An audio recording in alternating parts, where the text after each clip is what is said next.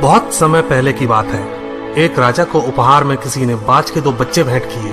वे बड़ी ही अच्छी नस्ल के थे और राजा ने कभी इससे पहले इतने शानदार बाज नहीं देखे थे। राजा ने उनकी देखभाल के लिए एक अनुभवी आदमी को नियुक्त कर दिया।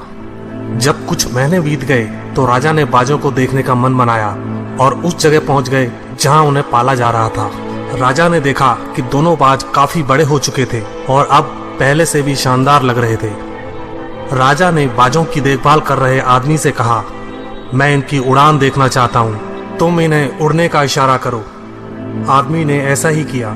इशारा मिलते ही दोनों बाज उड़ान भरने लगे, पर जहां एक बाज आसमान की ऊंचाइयों को छू रहा था, वहीं दूसरा कुछ ऊपर जाकर उसी डाल पर आकर बैठ गया जिससे वो उड़ा था। ये देख राजा को कुछ अजीब लगा। क्या बात है, जहां एक बाज इतनी अच्छी उड़ान भर रहा है, वहीं ये दूसरा बाज उड़ना ही नहीं चाह रहा। राजा ने सवाल किया, जी हुजूर, इस बाज के साथ शुरू से यही समस्या है, वो इस डाल को छोड़ता ही नहीं।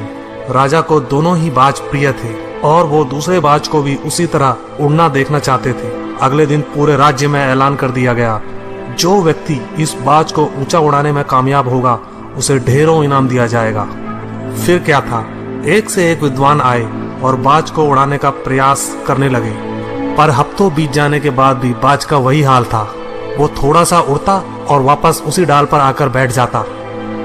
फिर एक दिन कुछ अनोखा हुआ। राजा ने देखा कि दोनों बाज आसमान में उड़ रहे हैं। उन्हें अपनी आंखों पर यकीन नहीं हुआ और उन्होंने तुरंत उस व्यक्ति का पता लगाने को कहा जिसने ये कारनामा कर दिखाया था। वह व्यक्ति एक किसान था। अगले दिन वह दरबार में हाजिर हुआ। उसे इनाम में स्वर्ण मुद्राएं भेंट करने के बाद राजा ने कहा, मैं तुमसे प्रसन्न हूँ, बस तुम इतना बताओ कि जो काम बड़े बड़े विद्वान नहीं कर पाए वो तुमने कैसे कर दिखाया। मालिक, मैं तो एक साधारण सा किसान हूँ, मैं ज्ञान की ज्यादा बातें नहीं जानता।